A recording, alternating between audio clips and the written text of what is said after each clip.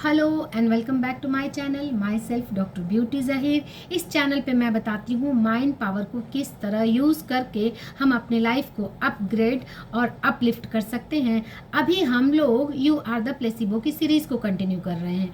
इसमें mind power के amazing concept हैं जिसे हम अपनी लाइफ में अप्लाई करके अपनी लाइफ को कि हर एरियाज़ को मोर एंड मोर ब्यूटीफुल बना सकते हैं एंड एवरी एस्पेक्ट को सॉल्व कर सकते हैं एफर्टलेसली। अभी हम लोग चैप्टर 5 को समझेंगे जिसमें एनालिटिकल माइंड का अमेजिंग कॉन्सेप्ट है।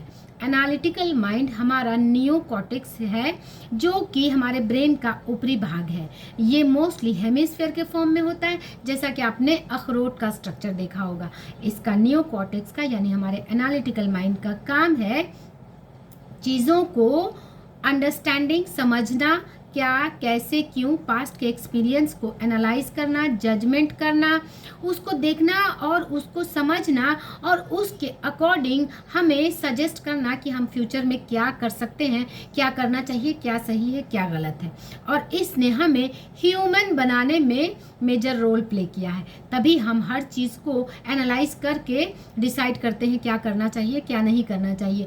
जैसे कि अभी बारिश हो रही है तो बाहर में अम्ब्रेला लेकर निकलना चाहिए, ऐसे कपड़े पहनना बेटर है, इस तरह बिहेव करना बेटर है, इस तरह उसने ऐसा किया तो उसे इस तरह से रिप्लाई करना चाहिए, कहाँ पर क्या बोलना चाहिए, क्या करना चाहिए। ये हमें पास्ट के एक्सपीरियंस के अकॉर्डिंग सजेस्ट करता है एंड यही रीज़न है कि मोस्टली हम वही करते हैं जो पास्ट के एक्सपीरियंस को हम रिपीट करते हैं फ्यूचर में, क्योंकि इसका काम है पास्ट के एक्सपीरियंस को एनालाइज करके फ्यूचर में सजेस्ट करना।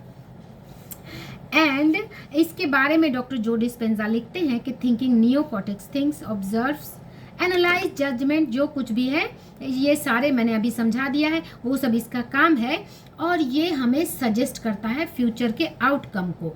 अब इसने अपना रोल बहुत अच्छा अपने से निभा लिया, लेकिन ये हमारे फेवर में भी काम करता है और अगर हम इसे ओवर स्टिमुलेट कर दें तो ये हमारे अगेंस्ट काम करने लगता है। कैसे? ये हमारे फेवर में काम करता है जब हम काम एंड कंपोज्ड एंड रिलैक्स्ड होते हैं, तब हम चीज़ों को अच्छी तरह से जजमेंटल होकर समझकर फ्यूचर को एनालाइज करते हैं।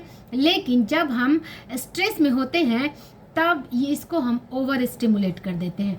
अब ये चीज़ों को ओवर एनालाइज करने लगता है। यही रीज़न है कि हम ग्रजेस रखते हैं, उसने ऐसा किया, टू मच ऑफ जजमेंटल हो जाना, टू मच ऑफ सफरिंग्स को, पास्ट के सफरिंग्स के अकॉर्डिंग फ्यूचर को प्रेडिक्ट करना। और उसके बाद क्या होता है कि हम उन चीज़ों के दलदल में फंस जाते हैं एंड जो हमारी सजेस्टिबिलिटी है यानी हमारी डिज़ायर्ड रियलिटी की जो डिज़ायर है उसकी पावर कम हो जाती है, क्योंकि अब ये ओवर स्टिमुलेट हो गया। जितनी एनालिटिकल माइंड हाइटेंड होगी सजेस्टिबिलिटी उतनी कम होगी। ये मैं पिक्चर को लगा दूंगी वीडियो में, यानी इसमें साफ लिखा है, आप देख सकते हैं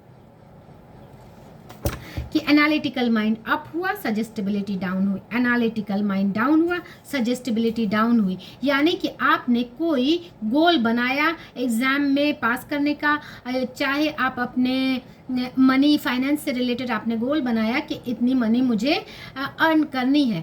अब एनालिटिकल माइंड उसमें अपने सारे जजमेंट दे देगा और जब आप ओवर स्ट्रेसफुल हो जाएंगे, इसको ओवर एक्साइटेड कर देंगे, जो कि मोस्टली हम स्ट्रेस में करते हैं, तो क्या होता है कि हमारी सजेस्टिबिलिटी की पावर कम हो जाती है। यही वजह है कि जब हम कोई बहुत अच्छा डिसीजन लेते हैं एंड पास्ट के एक्सपीरियंस के अकॉर्डिंग जब एनालिटिकल माइंड को ओवर स्टिमुलेट कर देते हैं तो सजेस्टिबिलिटी हमारी डाउन हो जाती है और अल्टीमेटली हम कभी कभी सरेंडर कर देते हैं कि ये कैसे पॉसिबल है। एनालिटिकल माइंड हमारे सामने सारे आउटकम रख देगा और हम अल्टीमेटली सरेंडर कर देते हैं। तो इसे अपने फेवर में करने का सबसे अच्छा तरीका है कि अपने आप को काम एंड कंपोज्ड रखना, तब हमारा एनालिटिकल माइंड हमारे फेवर में काम करता है। काम एंड कंपोज्ड रखने के 3 वेज हैं, एक्सेप्टेंस, बिलीफ एंड सरेंडर।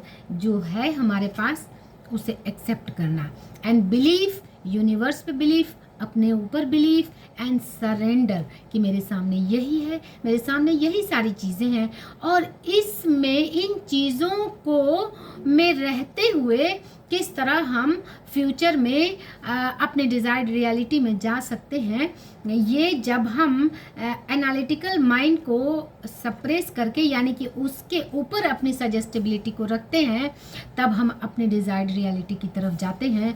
और इसके लिए हमें एक ही रास्ता है हमारे पास, काम एंड कंपोज्ड रहना। सो डॉक्टर जो डिस्पेंजा लिखते हैं, you can use the analytical mind और ego to work for you और अगेंस्ट यू। हमारे ऊपर है कि हम एनालिटिकल माइंड को अपने फेवर में काम करें या अपने अगेंस्ट काम करें। हम काम एंड कंपोज्ड रहें, यूनिवर्स पे सरेंडर करें, अपने ऊपर बिलीफ रखें, यूनिवर्स पे बिलीफ रखें, तो ये हमारा एनालिटिकल माइंड हमारे फेवर में काम करने लगता है और तब हम अपने डिज़ायर्ड रियलिटी की तरफ बहुत आसानी से मूव कर सकते हैं। उम्मीद है वीडियो पसंद आया होगा।